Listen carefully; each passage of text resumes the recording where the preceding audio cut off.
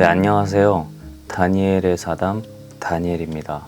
오늘 주제는 넷플릭스의 화제작 중 하나인 DP 시리즈 시즌 2를 감상한 후기에 대해서 이야기를 나눠보고자 합니다. 저는 DP 시즌 1을 재미있게 본 사람으로서 시즌 2 역시 굉장히 기대를 갖고 시청을 했습니다. 감상을 하고 드는 생각은 감독님이 의도적으로 전하고자 하는 메시지가 많이 들어있지 않았나 싶은 그런 생각이 드는 것 같습니다. 그렇기 때문에 이 전체적인 스토리의 개연성이라든지 좀 판타지적인 요소들이 많이 들어갔던 시즌이 아닌가 그런 생각이 드는데요.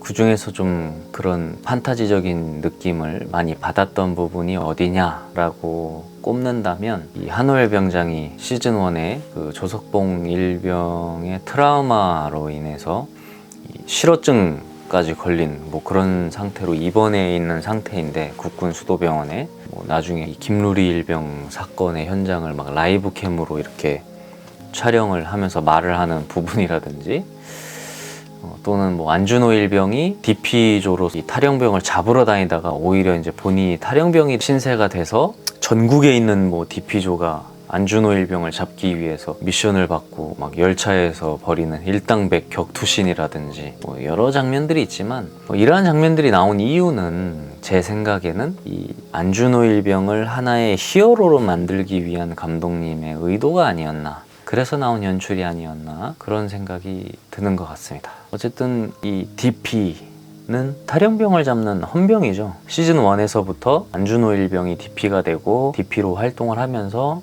많은 경험을 하게 되는데 결국에 이 시즌 1이나 2에서 보여주고자 하는 바는 이 탈영병의 시선인 것 같아요. 그들이 왜 탈영을 하게 되었는가. 사실 그런 부분들은 우리가 이렇게 디테일하게 알기 어렵기 때문이죠. 실제로 제가 군 생활을 할 때 생각을 해보면 매일 아침 점호를 진행하고 그와 함께 전국에 있었던 이 사건 사고들을 브리핑하는 시간이 있었거든요. 성추행, 폭행, 욕설, 심지어는 병사뿐만 아니라 훈련 중에 사망한 하사관 그런 것도 있었고, 그러니까 그만큼 굉장히 다양하고 많은 일들이 벌어지는 곳이 바로 이 군대라는 것을 제가 직접 군 생활을 하면서 체험해 봤기 때문에 이입이 되는 부분들도 있었다는 점이고요. 그럼에도 아이러니한 부분은 이 군대에서 벌어지는 사건 사고들은 가해자가 피해자이기도 하고 피해자가 가해자이기도 한 이러한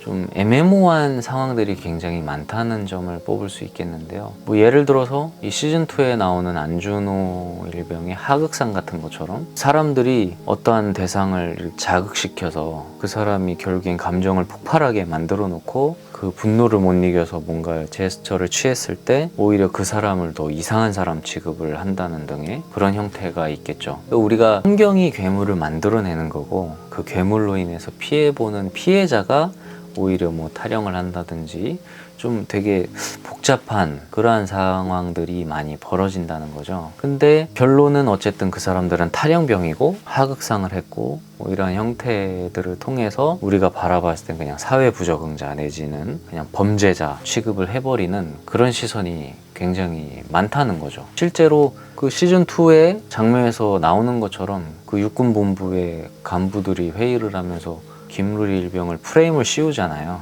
그런 것처럼 우리가 봤을 때는 그냥 쟤는 탈영병이야 이런 식으로 바라본다는 거죠. 무서운 사람이 탈영을 했네, 무장 탈영을 했다네, 그런 거.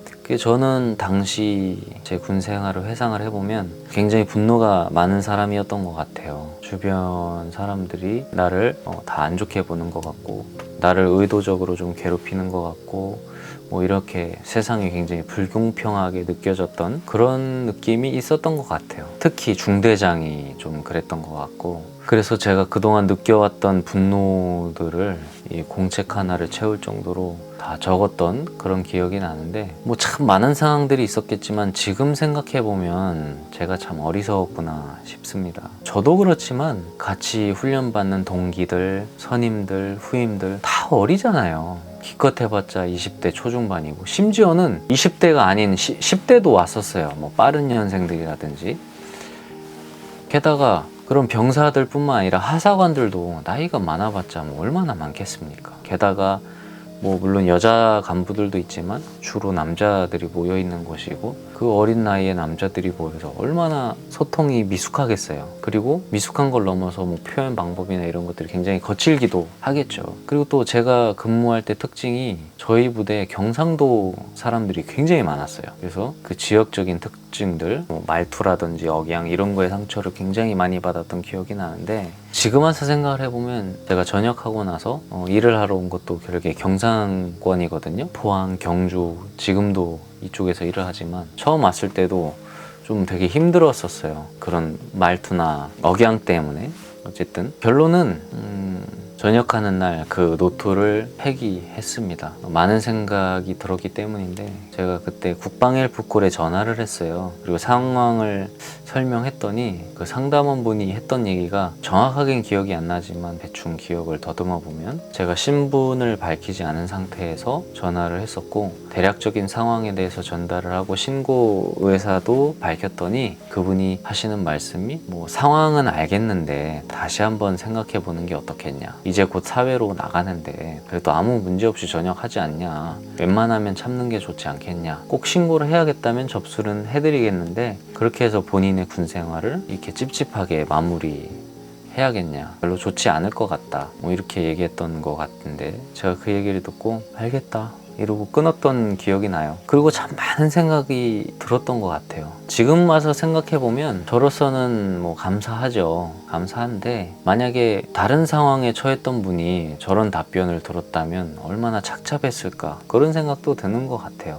뭐 이 DP에서 나오는 것처럼 김루리 일병이라든지 조석봉 일병 같은 그런 사람들이 이런 답변을 들었다면 충분히 내 편은 아무도 없구나, 결국 또 이렇게 묻히는구나, 이렇게 생각할 수도 있다라고 저는 생각을 하거든요. 그래서 저는 이 DP 시즌 1을 보고 엄청 충격을 받았어요. 너무 리얼해서. 결국에 임병장이나 윤일병 같은 이런 실제 사건들이 영화보다도 더 영화 같은 그런 현실이 우리 삶이기 때문에 전혀 억지스럽다는 느낌이 들지 않았지만, 다만 이 시즌 2 같은 경우는 그들이 갈등을 풀어나가는 전개에 있어서 판타지적인 요소들이 좀 많이 들어갔다. 하지만 그럼에도 불구하고 감독님이 메시지를 전하기 위해서 일부러 더 그런 표현을 하지 않았나, 그런 생각이 들고, 이 감독님이 전하고자 하는 메시지는 이 시즌 1에서도 계속 나오는 거지만, 우리 모두가 방관자로 살아가지만 그럼에도 불구하고 누구든지